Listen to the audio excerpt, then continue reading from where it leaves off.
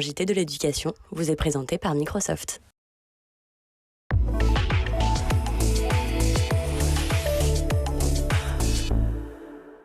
Bonjour à tous et bienvenue dans le Grand JT de l'éducation. Tout de suite, le sommaire.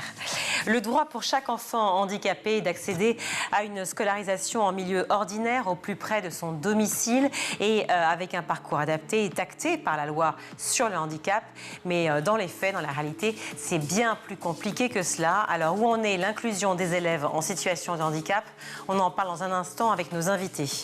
S'amuser en discutant du climat, des luttes féministes ou encore de culture, le terme jeu de société n'a jamais aussi bien porté son nom. On vous présentera ça dans notre bon point du jour. Enfin, vous découvrirez les souvenirs d'écoliers de Lilia Benchaban avec Malika Ménard. Mais avant cela, place à l'actualité en bref avec Guillaume Blanc. Guillaume, bonjour. Bonjour Virginie, bonjour à tous. Pour commencer, Guillaume, retour sur cette interpellation dans un collège d'Alfortville. Et les faits remontent à lundi, 16h, où 5 policiers ont fait irruption en plein cours dans un collège du Val-de-Marne. Ils sont ressortis avec un élève de 14 ans qui a été placé en garde à vue pour harcèlement. Il a reconnu les faits. Le chef d'établissement avait donné son accord quant à cette intervention. Alors selon nos confrères de BFM, une jeune fille transgenre de 15 ans scolarisée en seconde s'est rendue accompagnée de son père ce lundi matin au commissariat pour dénoncer les faits de harcèlement, des propos homophobes et des menaces de mort. Alors BFM TV a dévoilé les menaces reçues par l'adolescente. Ce sont les mots de ces jeunes, je précise. On va t'égorger, on va te faire une Hitler. J'ai une haine envers ta race. Suicide-toi, sale PD, fin de citation. Alors interrogé sur ces insultes et les menaces de mort, le collégien mis en cause a reconnu les faits, expliquant être tombé sur la photo de la victime et l'avoir insulté dans un excès de colère qu'il n'a pu contrôler. Parallèlement, l'administrateur du compte Instagram qui a autorisé l'accès au collégien a été entendu par les enquêteurs là aussi. Il a reconnu avoir donné accès au compte du mis en cause, mais sans penser au mal. Alors une intervention au sein de l'établissement qui d'ailleurs a fait débat, mais qui a été assumée par le gouvernement à l'issue du Conseil des ministre. Le porte-parole Olivier Véran a été interrogé à ce sujet. Sur la forme, je rappellerai que les policiers sont intervenus de manière coordonnée, en conformité avec l'accord du parquet et de l'équipe éducative. Sur le fond, combien de fois ces derniers mois avons-nous eu à pleurer à la suite de la mort tragique d'un enfant qui s'est donné la mort parce qu'il était harcelé? Combien de fois avons-nous connu ce sentiment de colère très fort qui s'empare de nous en disant comment des choses pareilles ont-elles pu arriver? Le ministre de l'Éducation nationale, Gabriel Attal, a eu des mots très forts encore suite au décès tragique du jeune Nicolas. Et il a souhaité qu'il y ait un électrochoc dans l'ensemble du monde qui entoure les enfants, notamment le monde éducatif, pour que nous puissions lutter avec le plus d'efficacité et le plus de force possible contre le harcèlement. Évidemment dans le respect des règles, des lois, du droit et de la bienséance, puisqu'il s'agit d'enfants. Le porte-parole, donc Olivier Véran, à l'issue du Conseil des ministres, et puis un autre ministre, celui-ci de l'Éducation, Gabriel Attal, qui dit d'entendre ces interrogations. Nous allons étudier ce qu'il s'est passé, mais nous devons être fermes. On a besoin de sérénité et de fermeté, mais il ne peut y avoir de sérénité sans fermeté, a-t-il déclaré. Rappelons que tout élève victime de harcèlement scolaire peut contacter gratuitement le numéro national d'écoute, le 30 20, et l'élève ou ses proches peuvent également contacter le 30 18 en cas de cyberharcèlement. Autre information qui fait froid dans le dos, 9 établissements scolaires ont été évacués à la suite de menaces d'attentats. Oui, 6 établissements en Seine-Maritime à cause de messages de menaces d'attentats adressés hier matin par mail aux directions des établissements. Il s'agit de lycées professionnels mais aussi généraux. Aucune menace n'a pour l'heure été confirmée, précise la préfecture. Une enquête a été ouverte. En Seine-Saint-Denis également, ce sont environ 1000 élèves qui ont dû être évacués après la réception d'un mail malveillant mentionnant une menace d'attentat. Le service de déminage s'est rendu sur place pour passer au crible l'établissement. Dans les Yvelines également, c'est un lycée qui était aussi en cours d'évacuation. Et puis à Tarbes, dans les Hautes-Pyrénées, quelques 1400 élèves ont été évacués et regroupés sur un stade proche après là aussi la réception d'un mail de menace d'attentat. Des démineurs sont venus avec des chiens spécialisés dans la détection d'explosifs. Le SNU, le service national universel, pourrait devenir obligatoire, mais vers un rétropédalage. Effectivement, de la part du gouvernement, interrogé hier par le média en ligne Brut, Prisca Thévenot, la secrétaire d'État en charge de la jeunesse, affirme qu'il faut que le SNU puisse être un passage républicain pour toute une génération. Écoutez. Aujourd'hui, nous avons suffisamment de retours pour pouvoir poser le crayon, non pas pour faire un stop and go et dire que nous faisons un pas en arrière, au contraire, pour faire un pas de côté et regarder exactement comment travailler les modalités pour aller vers une généralisation, mais également faire un pas de co-construction avec les jeunes pour que cette politique publique soit leur politique publique. Et donc travailler au plus près avec eux sur les contenus au regard des associations qui sont déjà mobilisées. Je dis qu'il faut que ça puisse être un passage républicain pour toute une génération. Donc il n'y a pas de tabou, il y a simplement de la réalité. Et aujourd'hui, ma réalité, c'est de mettre en place toutes les modalités d'exécution pour qu'au niveau national et au niveau territorial, ce puisse être prêt pour une généralisation. La ministre donc Prisca Thévenot, interviewée par le Média Brut, qui défend une obligation qui serait une généralisation. Et pourtant, le 4 août dernier, cette même ministre tenait un discours totalement différent, rassurant pour les syndicats d'enseignants, vent debout contre toute généralisation. Sur France Info, la ministre assurait qu'il n'y aurait rien de pire que de forcer un jeune à aller faire le service national universel. Ce serait même contre-productif. Alors, à ce jour, 90 000 jeunes ont pu participer à ce service national universel. 1 000 € par mois pour tous les étudiants, c'est le souhait de 14 présidents d'universités. Et leur tribune a été publiée hier dans les colonnes du Monde et demande la création d'une allocation d'études pour tous les étudiants afin de juguler la pauvreté, de faciliter le développement de l'autonomie des jeunes et leur accès ainsi à l'enseignement supérieur. Alors dans un contexte de forte inflation et de précarité économique chez les étudiants, les signataires préconisent une réforme structurelle d'envergure des bourses à l'instar de ce qui se pratique notamment dans d'autres pays d'Europe. Et cette allocation, elle pourrait évoluer au fil de la progression dans le cursus. Une revalorisation du montant des bourses étudiantes de 37 € par mois a eu lieu déjà à la rentrée. Une réforme structurelle est attendue dans les mois à venir. Direction Tomblaine en Meurthe-et-Moselle pour une première en France. Oui, loin du grondement de la guerre et des bombes, 17 petits Ukrainiens viennent de s'installer dans cette ville proche de Nancy pour rejoindre une classe rien qu'à eux. Ils vont y rester jusqu'au 22 octobre prochain, accompagnés par leur maîtresse, une traductrice, 3 accompagnatrices employées par la mairie. Un dispositif inédit en France qui se fait en partenariat avec une association humanitaire et le ministère de l'Éducation nationale. Alors âgés de 8 à 10 ans, ces écoliers ukrainiens sont arrivés en bus ce week-end de la région de Kharkiv, fortement touchée par les bombardements. Ils ont vécu de très près cette invasion russe. Alors bien qu'ils soient en France, les élèves vont suivre un cursus 100% ukrainien. Le contact avec leurs proches se fait par téléphone tous les soirs et les 17 élèves sont logés dans un gîte à Tomblaine, mis à disposition par la mairie, qui annonce d'ores et déjà des visites, des sorties et des activités, comme par exemple assister à un match de foot de Nancy. Merci Guillaume. L'inclusion scolaire est un droit reconnu comme fondamental par la loi sur le handicap et l'égalité des chances de 2005, mais ce droit ne s'applique pas toujours. 23% d'élèves en situation de handicap n'auraient aucune heure de scolarisation par semaine. Ce chiffre est au cœur des problématiques de rentrée scolaire. Alors quel constat et que faire pour œuvrer à l'inclusion des personnes handicapées? On en parle, c'est la question du jour.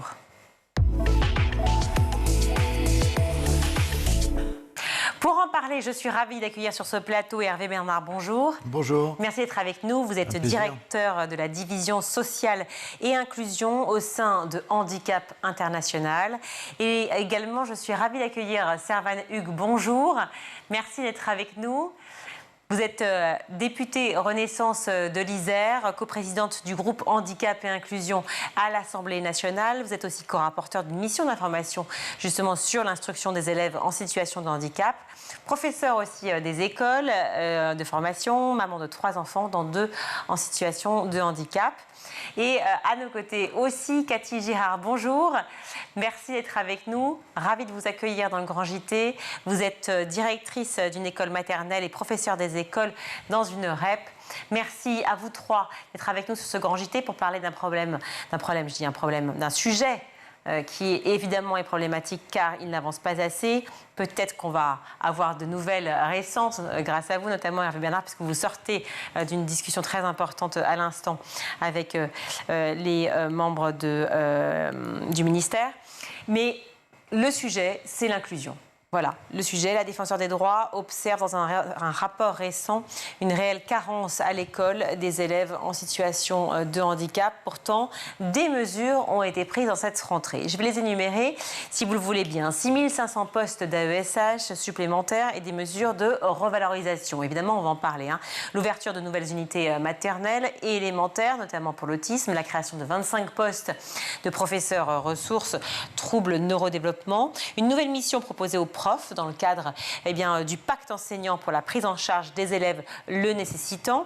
Et puis les Ulysse qui poursuivent leur développement avec l'ambition d'une Ulysse par collège d'ici 2027. Alors on va détailler bien sûr ensemble ces mesures et au cas par cas en fonction de l'échange qu'on va avoir. Mais déjà, est-ce que tout cela, ces mesures-là, est-ce que c'était le minimum, c'est-à-dire le b.a.-ba de ce qu'il fallait faire, ou est-ce qu'on peut finalement se réjouir quand même réellement de ces nouvelles mesures prises par le ministère, Hervé Bernard ? Ah oui, verre à moitié plein ou à moitié vide, c'est toute la question. À quelle vitesse on veut faire de l'inclusion scolaire une priorité en France? Je pense qu'on peut aller beaucoup plus vite, et c'est vrai que la loi de 2005 est maintenant bien derrière nous, et que c'était le minimum attendu. Il faut qu'on arrive à avoir pour chaque enfant handicapé une capacité d'écoute, d'accompagnement dans toutes les écoles. Sinon, à chaque fois, on se retrouve dans ce même problématique d'enseignants dépassés, de parents qui ne trouvent pas de solution, et surtout d'enfants qui ne peuvent pas vraiment avoir accès à l'éducation. Donc pour moi, c'était vraiment le minimum. Il faut qu'on arrive à l'égalité, à que chaque enfant ait une assistante en éducation et au niveau de chaque école. Donc oui, qu'il n'y ait pas encore une Ulysse dans chaque collège. Voilà, ça c'est des choses qui aujourd'hui nous dépassent dans une démocratie comme la France et dans une république qui a autant de moyens quand même à mettre. Une Ulysse qui permette justement l'inclusion des élèves en milieu dit ordinaire. Servan Hugues, je disais, vous êtes co-rapporteur d'une mission d'information justement sur l'instruction des élèves en situation de handicap. Donc j'aimerais avoir votre avis aussi sur toutes ces mesures prises. Je rappelle que vous êtes député Renaissance de l'Isère.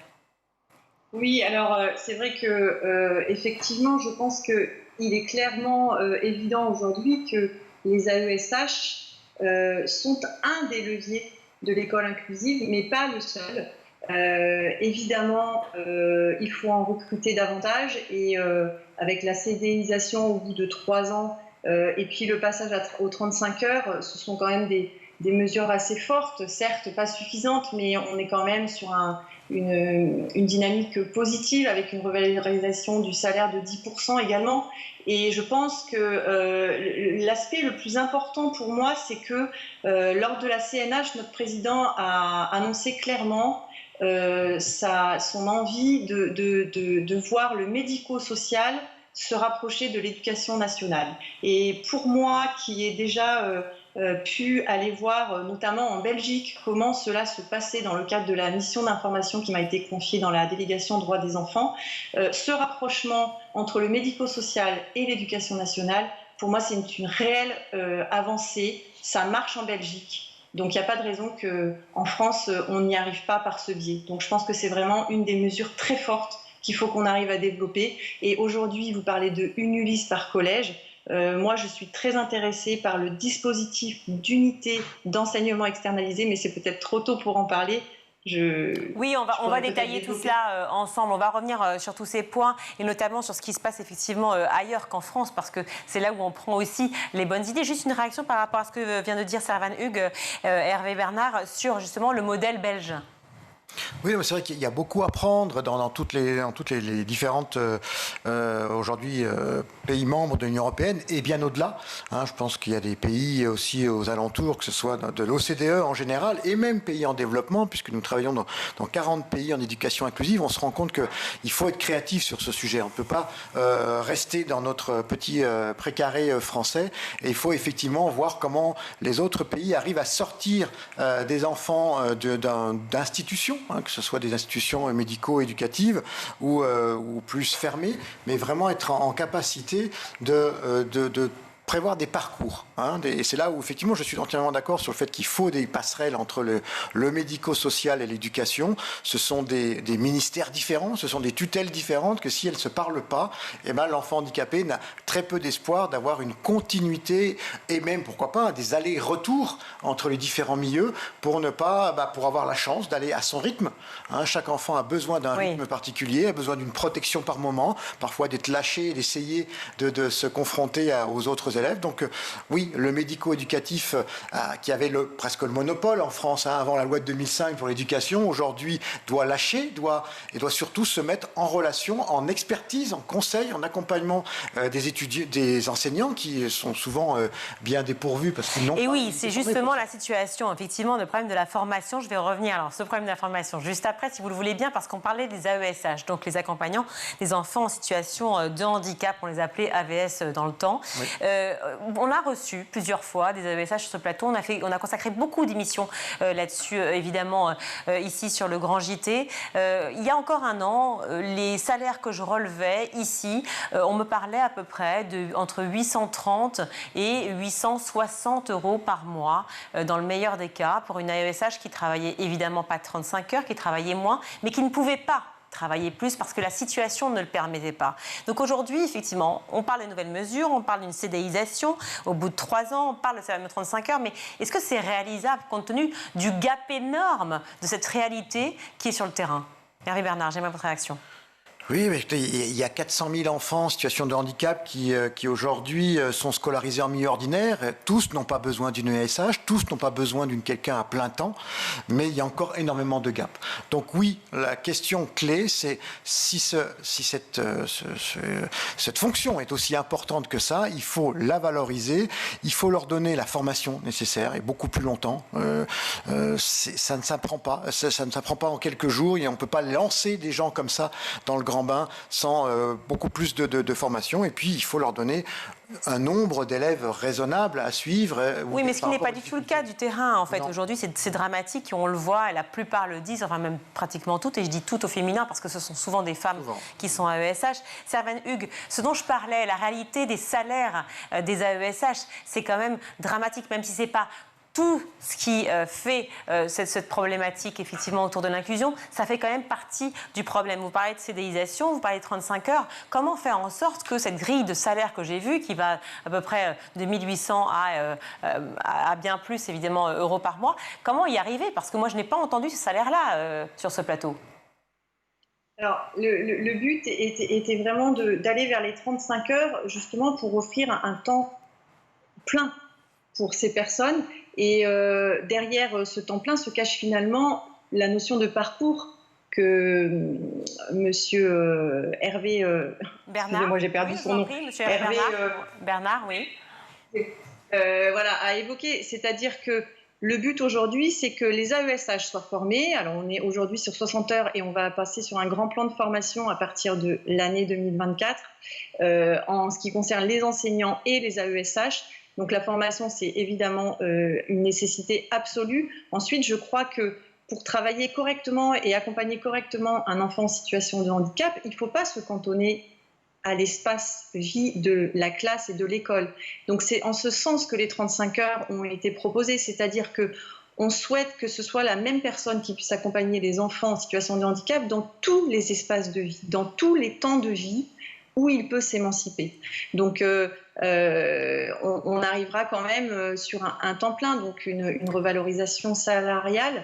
Et je pense que moi, j'ai reçu pas mal d'AESH dans le cadre de la mission d'information et elle m'explique aussi que ce n'est pas forcément qu'une histoire de revalorisation. C'est vraiment une histoire de reconnaissance dans leur rôle d'accompagnant et il faut absolument que la formation suive. Bien sûr. Alors, ce rôle d'accompagnant, c'est aussi une situation de pénibilité, parce que lorsqu'on accompagne un enfant au sein d'une même classe, c'est dans le meilleur des cas, mais c'est souvent pas le cas. Souvent plusieurs enfants qu'on accompagne dans plusieurs écoles ou classes différentes. Donc, en fait, les heures ne sont pas décomptées, celles qui sont faites de trajet, celles qui sont effectivement qui ne font pas partie. Donc, arriver à ces 35 heures, est-ce que c'est une réalité possible? Est-ce que c'est vraiment ces AESH qui nous regardent aujourd'hui peuvent se dire oui, ce sera appliqué? En tout cas, c'est la volonté de notre gouvernement, et c'est en ce sens qu'on l'a construite, cette proposition. Donc, vous savez, moi, je suis professeure des écoles de formation, je sais ce que c'est que tenir une classe. Aujourd'hui, c'est vrai que les enseignants, on leur demande énormément, énormément. Il y a les sujets de laïcité, les sujets de l'inceste, les sujets du handicap. C'est un total bouleversement. C'est pour ça aussi que je pense il faut cette coopération. J'y reviens parce que pour moi, c'est la solution ultime pour qu'on arrive à passer à cet acte 2 de l'école inclusive. Oui, la coopération. Justement, on va en parler aussi avec une autre professeure des écoles qui, elle est en REP, qui est directrice aussi d'une école maternelle, c'est Cathy Girard. Cathy Girard, ravie de vous avoir dans notre émission. Vous entendez effectivement bien les réactions à la fois de Madame la députée Servan Hugues et de Hervé Bernard sur cette situation. Comment vous la vivez, vous, au quotidien au sein de l'école? Est-ce que vous avez suffisamment d'AESH pour l'accompagnement d'enfants en situation de handicap? Alors, sur mon école, il y a 3 AESH, une qui est à plein temps sur l'école et les 2 autres qui sont à mi-temps sur l'école. Ça veut dire, comme vous l'avez évoqué avant, il y a un temps en élémentaire et une autre qui est carrément sur une autre école. Donc ça veut dire que c'est la course le midi parce qu'elle doit se déplacer, elle n'est pas véhiculée. Donc c'est un petit peu compliqué pour elle. Et puis, ces trois AESH, ce sont des personnes qui sont très impliquées auprès des élèves qu'elles suivent, mais le nombre d'heures n'y est pas, en fait, puisqu'on a seulement un enfant qui a une AESH sur les 24 heures de scolarité prévues, mais on a les 2 autres enfants qui n'ont pas le temps qui a été accordé dans le PPS par la MDPH. Donc là, ça met, quand ce sont des enfants qui ont par exemple un trouble autistique, ça met, comme vous l'avez évoqué, en difficulté toute une classe. L'enseignant ne peut pas faire les apprentissages prévus parce que cet enfant peut s'échapper, peut avoir une réaction imprévisible, donc il demande quand même une surveillance. Et ça bouleverse toute la classe et voire même toute l'école, puisqu'en fait on est obligé de venir l'aider et de gérer cet élève.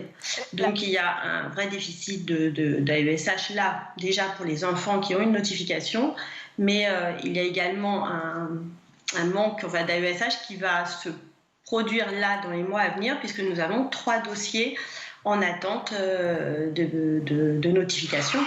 Donc il y a des écoles où il y a déjà des enfants sans AESH. Donc, on sait que les enfants là qui ont besoin et dont on attend une réponse, il n'y aura pas d'AESH prévu pour eux.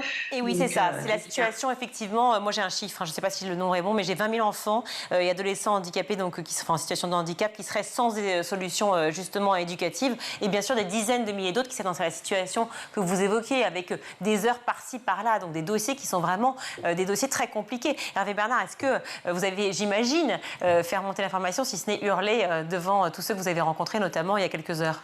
Oui, mais je crois qu'il y a aujourd'hui un collectif national des personnes handicapées qui est consulté par le gouvernement et qui ne se prive pas de faire passer des messages. Là, ils sont en pleine université d'été pendant ces 3 jours. Il y en a beaucoup parlé d'éducation inclusive et il y a eu beaucoup de professeurs des écoles, de parents qui ont témoigné de cette difficulté, le fait qu'on ne peut pas faire les choses à moitié. Je pense que c'est ce qu'il y a de plus terrible, c'est que si on essaye l'inclusion sans le faire à fond, on sait qu'on va à l'échec. Et donc, qu'est-ce qu'on dit? On dit ça marche pas. C'est ce qui se passe aujourd'hui. On dit ça marche pas les AESH. Non, ça marche. Si on mettait les moyens, ça marcherait.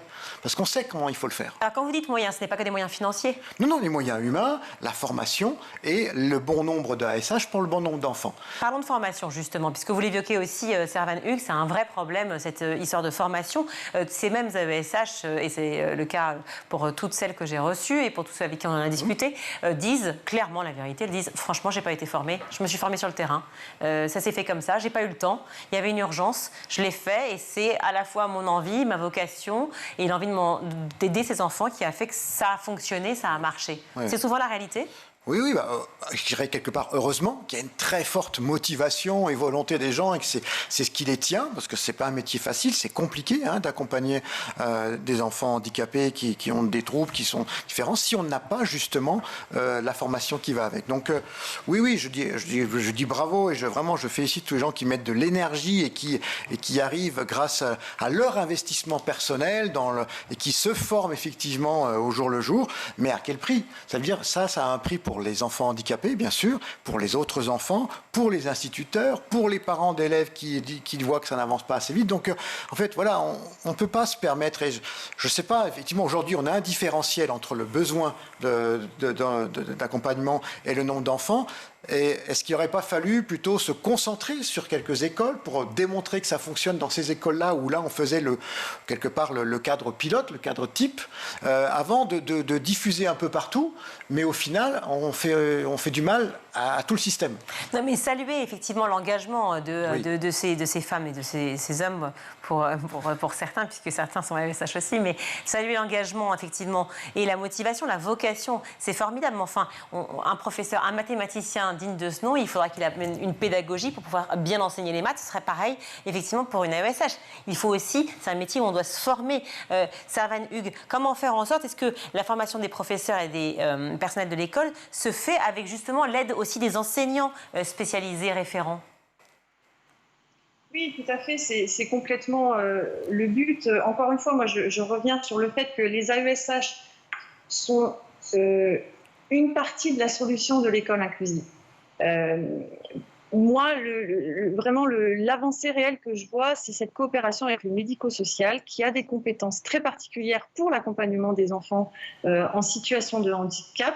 Et c'est à ce moment où on aura réussi cette coopération, c'est quand même des avancées fortes. On a mis en place des dispositifs d'autorégulation, des unités d'enseignement externalisées. Enfin, je veux dire, on est vraiment dans cette dynamique.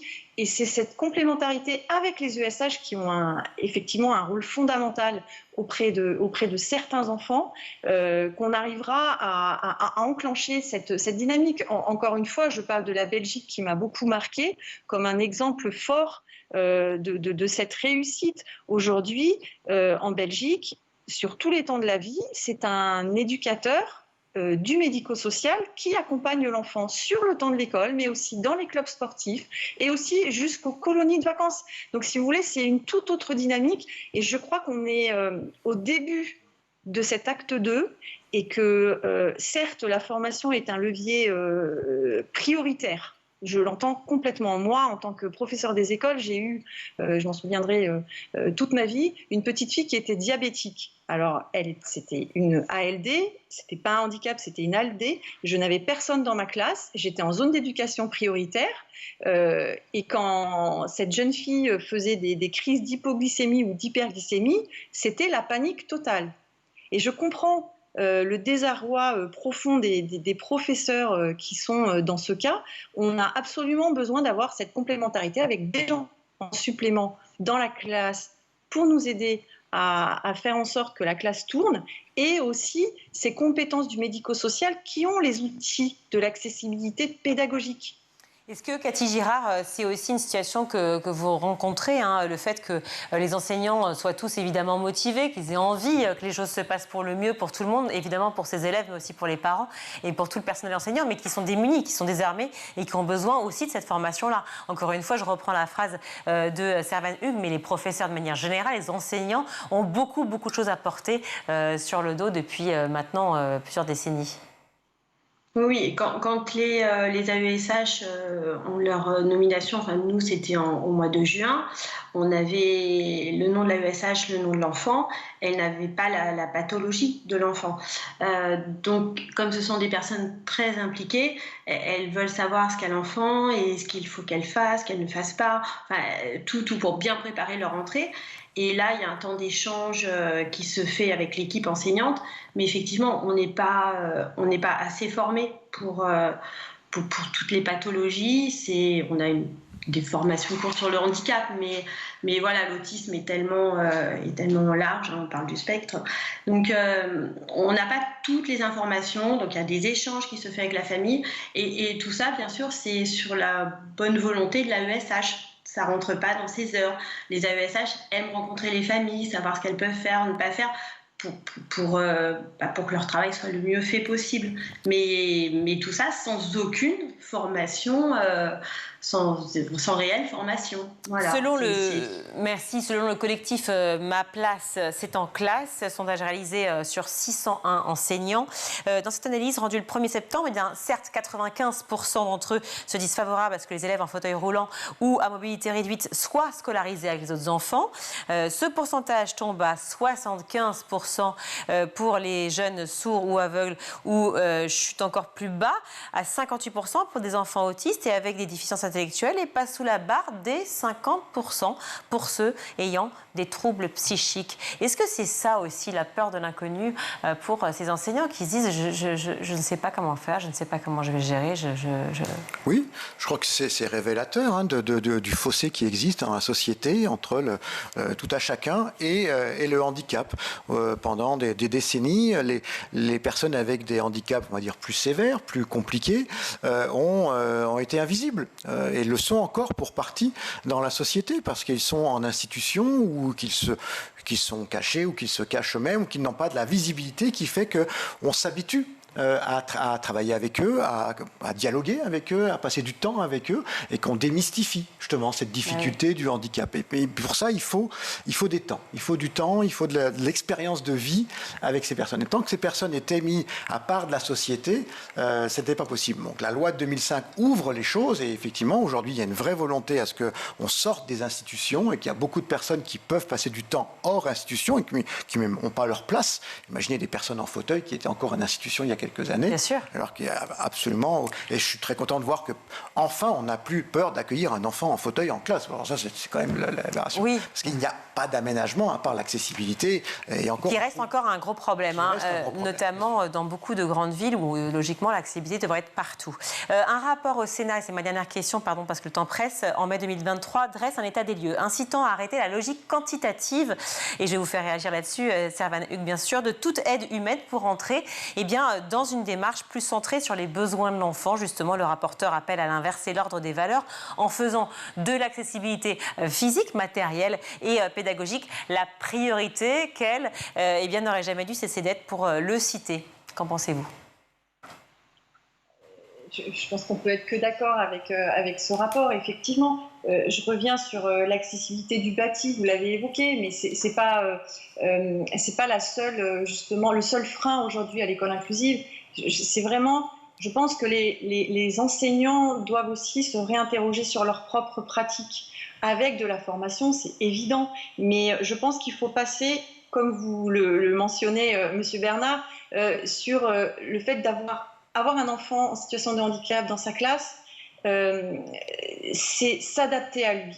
C'est s'adapter à lui par ses pratiques. Et du coup, quand on a ces outils d'accessibilité pédagogique, et Dieu sait s'il y a des gens qui travaillent sur le sujet. Moi, lors de la mission d'information, j'ai rencontré des associations qui œuvrent sur tous ces outils.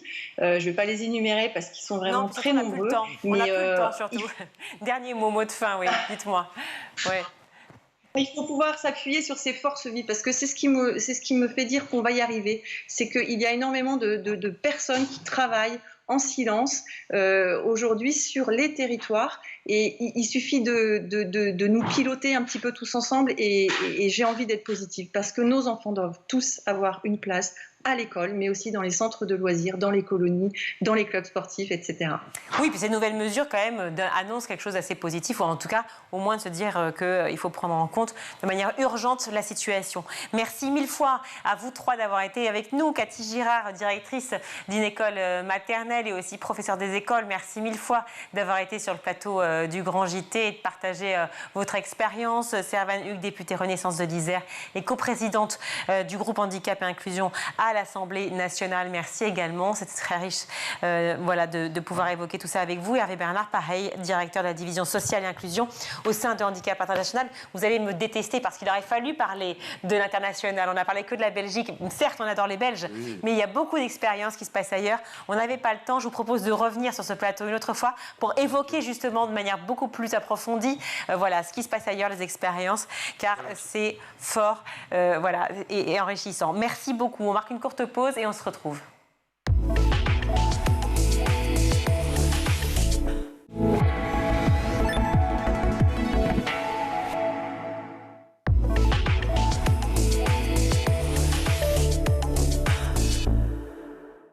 De retour dans le grand JT de l'éducation. Alors si je parle de sexisme, de réchauffement climatique ou encore stéréotypes de genre, eh bien comment aborder ces sujets sans créer un certain malaise lors des repas de famille ou même des repas entre copains. Je crois que c'est les pires même d'ailleurs. Eh bien avec les jeux de l'Éclap édition, terminer les tabous, voilà ces jeux carboniques dans les mains de Guillaume Blanc. Moi, c'est Madame, le jeu qui impose le respect. On va tout vous raconter grâce à Axel Gay qui est avec nous. Bonjour Axel. Bonjour. Merci d'être avec nous donc, sur ce plateau. Vous êtes créatrice de la maison d'édition L'Éclap. Vous l'avez créée en 2021. Cette maison d'édition est spécialisée dans les jeux de société dits engagés. Racontez-nous comment ça a démarré. Oui, alors moi, ça fait 8 ans que je travaille dans le jeu de société. Au départ, je créais des jeux au sein d'une autre coopérative pour la formation en entreprise. Et finalement, je me suis rendu compte qu'il y avait beaucoup de sujets qu'on abordait qui pouvaient être tout à fait appréciés par le grand public. Et donc, l'ambition de l'Éclap, c'est justement de pouvoir créer des jeux qui parlent de ces sujets d'actualité, mais de manière légère, conviviale et accessible à tous. Oui, c'est ça. C'est en fait aborder les sujets aussi qui, bon, forcément font débat, mais qui créent forcément aussi des tensions parfois, notamment au sein des familles, des copains, pour pouvoir peut-être fluidifier le discours, fluidifier les échanges et pour pouvoir aussi, par certains moments, comme à l'instar de ce jeu, hein, à l'instar de Moi c'est Madame, mais aussi peut-être avoir des idées de réplique quand on se fait harceler. Voilà, clairement agressé, ce qui arrive très fréquemment pour beaucoup de femmes, notamment dans le métro parisien. Oui, c'est sûr, 100% des femmes déclarent avoir été harcelées dans le métro parisien. Donc c'est comme ça d'ailleurs que le jeu Moi c'est Madame est venu. En fait, c'était avec une amie où on se disait, lorsqu'on est agressé, généralement on reste sans voix à cause de l'effet de sidération et on est beaucoup à se dire une heure après, ah, j'aurais dû lui dire ça. Et donc le jeu Moi c'est Madame, il vient de cette idée justement pour à la fois s'entraîner, muscler sa répartie et aussi avoir toute plein de cartes d'idées de riposte qu'on pourrait lancer lorsqu'on se fait attaquer dans la rue. Oui, alors justement, je les ai entre les mains. On ne va pas y jouer parce que c'est compliqué. Vous êtes à distance, comme on le voit tous. Hein. Nous, on est tous les deux. Bien que, bon, un garçon, un homme sur une table, forcément, à une table, ça donne envie quand même. Il y a des défis. Alors, j'en prends au hasard. Hein. Quel est le nombre de chefs CHE 2FES, donc au féminin, chef d'État et de gouvernement dans le monde en 2020. Est-ce que vous avez une idée par hasard, Guillaume? Alors, pas du tout. Voilà, j'aurais eu du mal à vous répondre, oui. Je vous rassure. Il y en a 21. Alors, il y a des choses, effectivement, où on apprend. Par exemple, dessiner un clitoris, je ne sais pas si vous sauriez le faire. Je ne m'y testerai pas, mais voilà. Donc on apprend effectivement des choses. Il y a des choses qui sont un peu drôles, des challenges. Par exemple, invente une insulte qui n'existe pas, non sexiste, non raciste, non homophobe, etc. Et c'est bien précisé. Il y a évidemment quel est le pourcentage de femmes à l'Assemblée nationale en 2020. Enfin bref, des tas de questions. Et puis il y a cette idée dont vous parliez, effectivement, des répliques. À savoir, lorsqu'on se fait agresser ou que, en tout cas, il y a une tentative de charme un peu maladroite, ce qui arrive fréquemment de certains hommes, que dire? On est souvent sans voix, comme vous le disiez. Oui. Donc, le principe du jeu de Moi c'est Madame, donc on a une pile de cartes attaque et surtout plein de ripostes. Donc, chacun son tour, on va tirer une carte attaque. Et donc, le but, ça va être de trouver la meilleure riposte pour contrer ces attaques sexistes. Et comme vous l'avez justement dit, il y a aussi des défis, des challenges pour venir un petit peu mettre des petits moments drôles dans le jeu, bien que les ripostes sont aussi très drôles. Et donc, comme tous les jeux de l'Éclap, en fait, c'est un jeu qu'on a créé avec des experts du sujet, et notamment avec des témoignages de femmes, tout ça dans l'intérêt d'être vraiment ancré dans la vraie vie, et que ce soit que des témoignages de femmes qui ont été vécues ou des attaques sexistes qui ont été entendues. Alors, si j'en prends une au hasard, une attaque, un pote qui dit tu t'épiles pas, moi je coucherai pas avec une meuf qui s'épile pas. Et c'est vrai que, je trouve ça tellement idiot comme phrase que peut-être que je resterai sans voix en réplique. J'aurais besoin effectivement d'avoir ce type de, peut-être une aide. Non mais c'est vrai. Est-ce que vous êtes retrouvé, vous qui êtes l'homme de la situation aujourd'hui, est-ce que vous êtes retrouvé face justement à des situations d'attaques sexistes vis-à-vis d'autres femmes où vous étiez gêné, Guillaume? Ah oui, bien sûr. Et puis moi, c'est vrai que je fais extrêmement attention à cela, notamment quand je conduis ou même quand on est dans le métro, effectivement, on le voit, les regards, on voit le côté tactile aussi, dans les agressions aussi, ça se voit. Voilà, toujours être à l'affût et c'est des choses qu'on voit de plus en plus dans les rues. La carbonique, Axel Gay, c'est un autre jeu. Alors là, on apprend plein de choses, effectivement, sur la baseline, c'est sauver la planète sans prise de tête. Donc c'est apprendre plein de choses sur ce que vaut effectivement une entrecôte, pourquoi 3 pintes de bière, voilà. Ça vous tente? Oui, par exemple, donnez-nous les infos. Le fast-food, par exemple, toute l'année, dans un hamburger, par exemple, c'est principalement la viande qui est responsable des émissions de gaz à effet de serre. 3856 kg de CO2, c'est énorme. Est-ce que si on donne ça aux jeunes, par exemple, est-ce qu'il y aurait une prise de conscience ? Alors ça peut y contribuer effectivement, mais le jeu carbonique, ça vient effectivement du concept que, on sait tous qu'il ne faut pas émettre plus de 2 tonnes de CO2 par an, sauf qu'on n'a aucune idée de qu'est-ce que ça vaut 2 tonnes. Et donc grâce au jeu carbonique, vous avez donc 110 cartes qui sont toutes des situations quotidiennes, donc voilà, aller au resto, prendre des bières, prendre le TGV, etc. Et au verso de la carte, vous avez l'impact carbone équivalent. Et du coup, le but du jeu, ça va être d'essayer de recomposer son année carbone et de faire en sorte qu'elle soit la moins impactante possible. Alors après, forcément, il y a des mécaniques ludiques qui rendent ça très marrant, où on peut diminuer son impact ou pourrir celui des autres pour essayer d'être celui qui a l'impact le plus bas. Et ça nous permet d'avoir un vrai ordre de grandeur, une vraie idée sur qu'est-ce que ça vaut en termes de CO2, toutes ces actions du quotidien. Et effectivement, pour les jeunes, ça leur parle, autant que pour les adultes, c'est un jeu qui est vraiment intergénérationnel. Est-ce que vous trouvez qu'il y a un réel tabou autour des sujets qu'on a évoqués, donc là, on parlait par exemple de sexisme, de réchauffement climatique. Vous avez l'impression qu'il faut des jeux justement pour pouvoir décloisonner un peu les genres et les milieux sociaux, pour pouvoir libérer la parole? Oui, effectivement, c'est pour ça qu'on a créé des jeux, parce que c'est jamais évident de parler de ces sujets, que ce soit le réchauffement climatique ou les agressions sexistes, parce que c'est toujours très sensible, intime, et même angoissant ou culpabilisant. Et donc, grâce au jeu, déjà, ça permet de prendre un petit peu de distance avec ce sujet et d'aborder ça de manière collective et sans qu'on soit directement impliqué, mais qu'on puisse avoir des véritables données et des véritables informations. Et après, chacun pourra en faire ce qu'il veut. Au dos de Moi c'est Madame, plusieurs phrases évidemment qu'on peut retrouver. Tu découvriras à la fin quel type de warrior tu es. Un jeu de répliques qui comporte plein de surprises. Et cette phrase, pour les femmes et les hommes qui souhaitent s'allier pour mater le patriarcat. Et surtout pour passer un bon moment, évidemment, échanger et bien rigoler. Les hommes vous suivent justement dans cette idée-là. Vous les avez monté ces jeux et ces questions avec plein d'hommes? Eh bien oui, heureusement, il y a beaucoup d'alliés. Et d'ailleurs, on a le dernier jeu de l'Éclap Édition qui est sur la contraception masculine. Et donc, là, clairement, ce sont des hommes justement qui cherchent à se contracepter pour venir diminuer la charge contraceptive qui est majoritairement supportée par les femmes. Donc, ça veut dire qu'il y a de plus en plus de personnes, d'hommes justement, qui cherchent à s'allier à la cause féministe et à trouver des solutions aussi pour pouvoir rendre l'égalité plus palpable. C'est-à-dire, étant l'homme du plateau, je me permets de réagir, c'est-à-dire sur ce sujet de la contraception, que c'est toujours en fait la femme à qui on dit il faut que tu fasses, et jamais à l'homme, c'est-à-dire c'est un peu comme ça qu'on éduque nos jeunes? Oui, en fait, c'est sûr que beaucoup d'hommes ne se sentent pas concernés par la question de la contraception, alors que pour faire un enfant, généralement, il faut être 2, sauf si une femme décide de le faire seule. Et il y a beaucoup de solutions masculines, sauf que personne n'en parle. Donc, je ne parle pas de la pilule de contraception masculine, parce qu'elle n'existe pas, mais de différentes contraceptions thermiques, donc comme le slip chauffant ou l'anneau contraceptif. En tout cas, avec le jeu Le cœur des obes, vous saurez tout sur la contraception masculine. On aime beaucoup. Je vois l'image du cœur des hommes, du coup, sur ce bord de piscine, avec le cœur des hommes maintenant. Je vois la même image et ça me parle. Merci beaucoup, Axelle Guay, d'avoir été avec nous sur ce plateau, créatrice de la maison d'édition Les Claps, donc une maison d'édition engagée, une maison d'édition de jeux de société vachement sympa.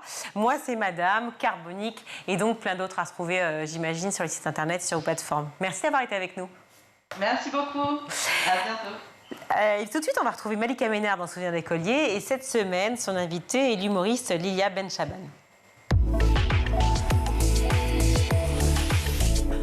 T'étais quel genre d'élève?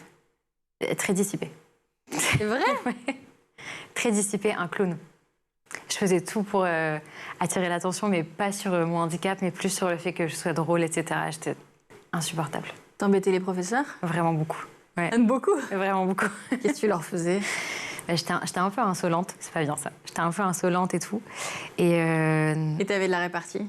Complètement. J'avais toujours un truc à dire. Jusqu'à aujourd'hui d'ailleurs, toujours un truc à dire. Et t'avais des bonnes notes? Ça va. J'étais pas très mauvaise, mais j'étais pas la meilleure. Mais c'était plutôt correct. T'étais une élève moyenne? Celle qui passe les classes? Exactement. Est-ce que t'as gardé des amis de cette époque-là? De l'époque du lycée? Ouais, j'ai gardé quelques amis, 2-3 quand même. 2-3 avec qui je m'entends bien. On a tous une vie différente aujourd'hui. Il y en a qui sont cadres dans des banques, il y en a d'autres qui font de la com, il y en a qui sont profs et tout, mais voilà, on a gardé contact. Est-ce que tu gardes des bons souvenirs de ta scolarité? Ou il y a eu des périodes difficiles? Je garde des bons souvenirs de ma scolarité seulement au lycée. Pour le reste, un peu, ouais, vraiment pas beaucoup. Ah bon? Ouais, pas de bons souvenirs. Franchement, j'ai pas de... Parce que j'avais une relation qui était assez compliquée avec les professeurs, du coup, parce que j'étais quelqu'un de très dissipé. Et je crois qu'on n'arrivait pas à se comprendre. Ils n'arrivaient pas à comprendre pourquoi j'étais comme ça. Moi non plus, d'ailleurs, peut-être. Et donc, ouais, il y avait une mauvaise ambiance. J'étais dissipée, donc ma mère n'était pas contente. Donc, mauvaise ambiance à la maison, etc. Du coup, pas folle les années primaire-collège, quoi. Et en fait, finalement, au lycée, si ça change, c'est par rapport à l'humour et toi, au fait que tu acceptes d'avoir un handicap. C'est ça, et je pense que c'est venu avec la maturité que j'avais pas du tout avant et qui est venue assez tardivement. Et je crois qu'on en a besoin pour s'accepter et faire avec. Si je te demande là, comme ça, un souvenir d'écolier précis à nous partager, une anecdote, ça peut être très drôle, ça peut être marquant. Qu'est-ce qui devient spontané? Vu toutes les bêtises que tu avais l'air de faire, je pense qu'on a pas mal à nous raconter. Je te raconte une bêtise. Une fois, on a fait un truc, j'avais des potes au lycée, on était en cours de maths. Alors j'ai redoublé ma seconde parce que tellement je suivais pas ce qui se passait en cours, j'étais vraiment complètement dans un... Enfin, je veux dire, j'allais en cours, mais pas du tout pour suivre les cours, mais plus pour mes potes. Et un jour, pour te dire à quel point j'étais très dissipée, un jour, mon défi, c'était de sortir du cours de classe, enfin du cours de maths sans que personne me voie. D'accord. Et j'ai relevé le défi, j'ai réussi à sortir de la classe sans que la prof me voie. Et comment t'as fait? Voilà, je suis passée par sous la chaise et tout, alors que j'étais genre au 3e rang. Donc j'ai réussi et voilà, ça c'est ma fierté. Il y en a d'autres? Je rigole, c'est fou. Ouais, j'ai fait plein d'autres bêtises. Elle est mignonne cette bêtise. Elle est mignonne cette bêtise. Non, j'ai pas de bêtises. Non, j'ai pas de grosses bêtises, mais en tout cas, ça c'était un truc mignon. Et j'étais contente d'avoir relevé le défi. Est-ce que tu avais des profs qui t'ont marqué, avec qui tu serais peut-être même encore en contact aujourd'hui? J'ai une prof en primaire qui m'a beaucoup marquée. Je n'ai pas gardé contact avec elle parce que voilà, ça s'est pas fait. Mais en tout cas, je crois que c'est l'une des seules, entre guillemets, à avoir cru en moi. Je me souviens, il y a un moment de ma vie où j'ai vécu 2-3 ans, je crois, à Valenciennes, qui est une ville à côté de Lille. Et donc j'étais en primaire, etc. Et cette dame-là, qui est une enseignante, c'était une enseignante spécialisée pour les personnes en situation de handicap. Et contrairement à tous les autres professeurs, elle m'aimait beaucoup. Donc elle était là, Lilia, c'est un amour, elle a une vraie personnalité. J'étais là, mais même ma mère se disait, mais où est l'amour en fait? On le voit pas. Où est la douceur de l'enfant? Avec elle, du coup, tu étais plus sage. Exactement, plus sage parce que je sais pas pourquoi, elle arrivait à me comprendre en fait. Et donc très bon souvenir. Et à tel point que quand je suis partie, elle a pleuré. Et je me suis dit, waouh, c'est vraiment qu'elle m'aimait bien. Voilà. T'avais une matière préférée? Matière préférée, l'histoire géo. Ouais. Envie d'apprendre, de connaître? Ouais, j'aimais bien l'histoire géo, ça m'intéressait beaucoup. Et c'est un petit peu le côté facilité où il faut apprendre par cœur et tu racontes l'histoire après. Donc voilà, c'était facile. Est-ce qu'à l'inverse, il y avait une matière cauchemar? La matière cauchemar, je pense que comme tout le monde, c'était les maths. Mais à un Comme moment beaucoup de monde, oui, c'est voilà, vrai, c'est ça revient souvent ici. C'est ça, c'était les maths, mais jusqu'à la terminale. En terminale, j'ai eu une prof de maths trop cool et tout, donc c'était ma nouvelle matière préférée, ouais, c'est ça. Donc, voilà. C'était déjà la fin de ce numéro. On se retrouve demain pour la suite de Souvenirs d'écoliers, toujours en compagnie de Lilia Benchaban. Merci Malika, merci Lilia. On vous retrouve demain. Tout de suite, c'est meilleur de School TV avec le ZAP.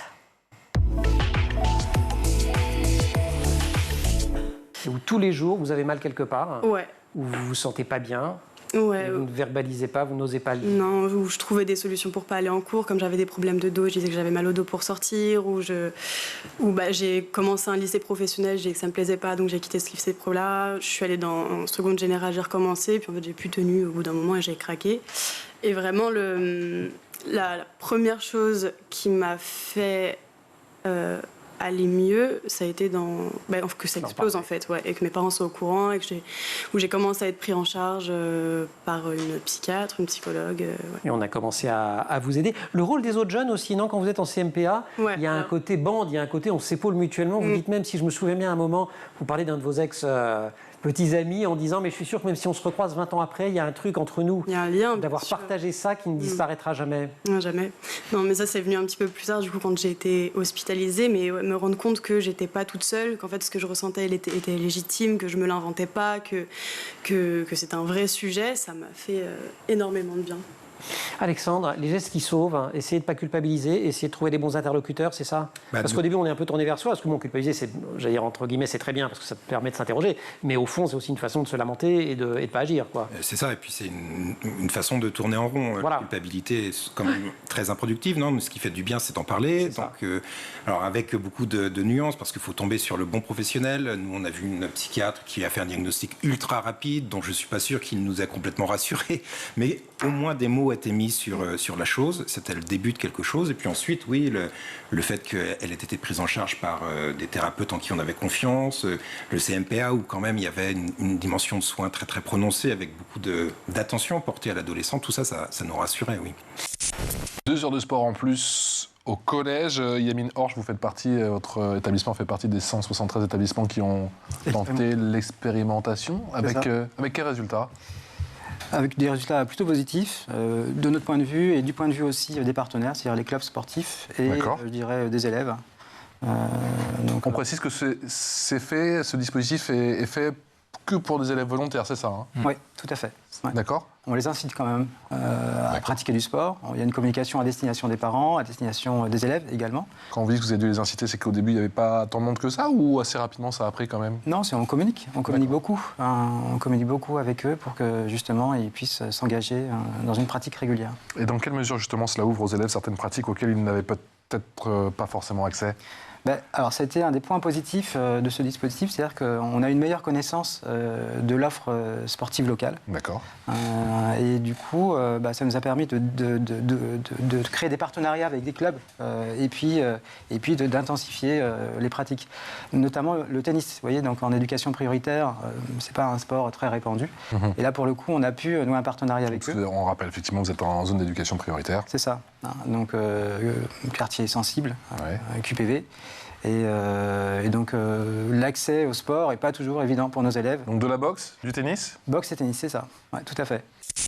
À l'école, des réactions extrêmement hétérogènes, tant des profs que de la vie scolaire. Alors ça, vous l'avez vécu vous, et vous aussi, vous l'avez vu en tant que...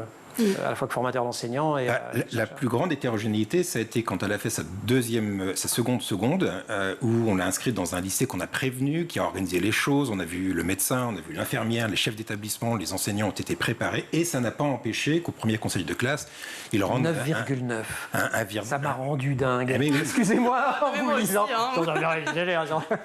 Avec un 9,9 de moyenne, un avertissement de travail, alors que pour vous, c'est juste un exploit, ne serait-ce que de vous rendre à l'école. Je ne parle même pas d'écouter les cours, mais déjà d'y arriver tous les matins. Mais c'était même pas bien. Non. Voilà. Moi, je vous mets pas 9,9. Là, je vous mets. Ça mérite même pas de note. Tiens. Non, là, on était extrêmement fâchés, oui, parce que ça a démobilisé Capucine instantanément. Hein, ça vous fait quoi, à vous, d'ailleurs, parce que vous êtes prof, c'est vos collègues qui se comportent comme ça, quelque part. Vous faites partie de la même grande famille éducation nationale, vous dites... Et oui, mais ce qui ne m'empêche pas d'être critique envers ce qui, dans l'éducation, répond à des formes de pression et met des tas d'enfants en difficulté. Oui, en fait, les enfants en phobie scolaire sont des formes de lanceurs d'alerte qui viennent indiquer en creux ce qu'on pourrait regarder du côté de l'éducation nationale et qui devrait changer. Dans quelques minutes, si vous voulez bien. J'avais une question pour vous, Capucine. Si jamais des enseignants sont en train de regarder l'émission, il y en a quand même quelques-uns, hein. Qu'est-ce que vous avez envie de leur dire quelque chose? Il faut porter attention. Vous savez quoi? Regardez, là, il y a une caméra là. Je suis sûr que si vous la regardez, vous dites voilà. Ne jugez pas vos élèves. Ne jugez pas vos élèves, c'est le message de Capucine. Mettre en évidence les stratégies et les technologies qui nous permettent de rester en sécurité en ligne. C'est ce que vous faites justement. Vous appréhendez avec la pédagogie la cybersécurité, et c'est plus que jamais vital dans nos sociétés. Vous êtes experte en cybersécurité. C'est rare de voir des femmes dans le secteur. C'est pour ça qu'on est ravis de vous avoir. Ça a été difficile pour vous de vous faire une place dans ce milieu? Alors, pour être tout à fait honnête, pas réellement, parce qu'on a quand même le soutien d'une communauté aujourd'hui qui est extrêmement bienveillante et qui cherche justement à capter, qui sont très heureux de voir des jeunes femmes qui rentrent sur ce marché-là. Maintenant, c'est vrai que si on regarde les chiffres, on n'est pas très représenté. 11% seulement de femmes dans la cybersécurité, c'est très très peu. Et il faut aujourd'hui pouvoir capter des talents, d'ailleurs de façon générale. On a beaucoup plus d'offres en cybersécurité qu'il n'y a aujourd'hui de profils. Donc on a besoin de tout l'effort national, en tout cas sur cette partie-là, que ce soit pour les femmes et pour les hommes. Et bien évidemment, quand on voit le chiffre de 11%, on se dit que ça pourrait être bien de pouvoir attirer plus de femmes dans ces métiers. Et on les accompagne là-dessus également, d'ailleurs. Quel retour d'expérience, Mathias Proton? Moi, pour l'instant, en tant que prof de PS, on n'est pas trop là-dessus, parce que nous, notre priorité, c'est plutôt ce qui se passe au niveau scolaire, donc l'association sportive notamment.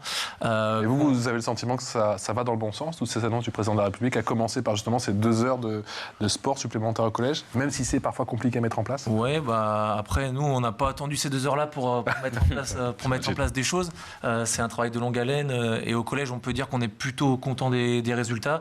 On a plus de 130 licenciés, donc sur les 430 élèves qu'on a vus tout à l'heure, c'est quand même assez important. On a une section rugby qui fonctionne pas mal, avec plus de... ils ont du coup les élèves 3 heures de sport de rugby en plus chaque semaine. Et on continue là-dessus. On essaye de justement mettre l'accent le plus possible sur le sport. On a aussi un gros projet, le projet Jaurès à vélo, où les élèves de 4e partent pendant 9 jours en voyage en itinérant, où on fait du vélo pendant 9 jours sur les routes de Normandie, on dort en camping, etc. Donc on n'a pas attendu ces choses-là pour mettre l'accent sur le sport. On remarque que les enfants deviennent presque plus compétents que leurs parents sur le domaine du numérique. Ils s'installent très jeunes, vous l'avez dit, sur les réseaux sociaux. Ils arrivent aussi, quelque part, à transgresser les règles de déclaration de leur âge pour se créer des comptes sur des réseaux sociaux ou des jeux, accéder à des sites ou des médias qui sont officiellement interdits. Comment on arrive à les sensibiliser? Qu'est-ce qu'il faut faire? Est-ce que c'est le rôle de l'école, justement? Est-ce que c'est le rôle des parents? On est un peu perdus. Alors, c'est intéressant. Je ne dirais pas, justement, que les plus jeunes les utilisent mieux. En fait, ils sont beaucoup plus habitués aux réseaux sociaux que nous, mais peut-être parce qu'ils sont beaucoup plus habitués à ces réseaux sociaux, ils sont beaucoup moins vigilants sur leur utilisation et les données qu'ils laissent derrière eux sur les réseaux sociaux, notamment, ou l'espace numérique. On parlait tout à l'heure de cyberharcèlement, et moi, j'ai quelques chiffres que je trouve très pertinents qui donnent un peu un état des lieux en France de cette situation-là.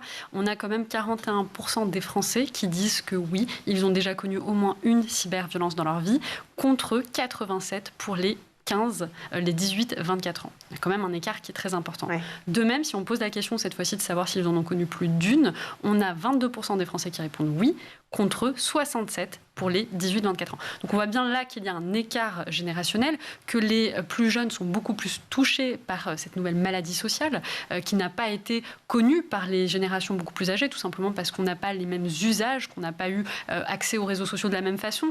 Et donc moi, j'irais même jusqu'à présumer que si on descend en dessous de 18 ans, les chiffres doivent être beaucoup plus importants et encore plus violentes. Et là, je rappelle quand même le cas qu'on a vu, désastreux, de la jeune Lindsay qui est décédée au mois de mai dernier à l'âge de 13 ans parce qu'elle a été cyberharcelée. C'est quand même catastrophique d'entendre une histoire comme celle-ci.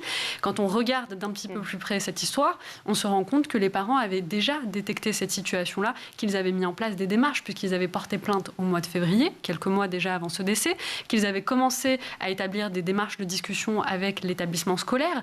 Et pourtant, on sait ce qui est arrivé.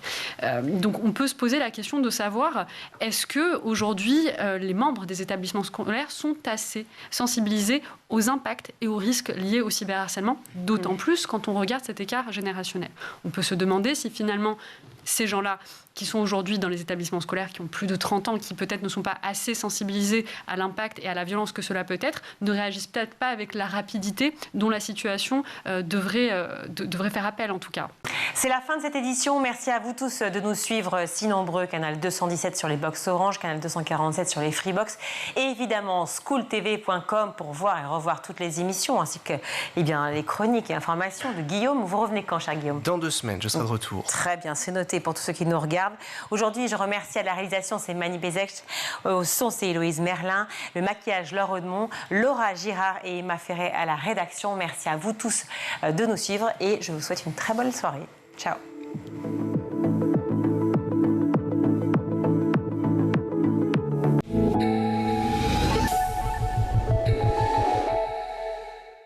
Vous avez regardé le Grand JT de l'éducation avec Microsoft.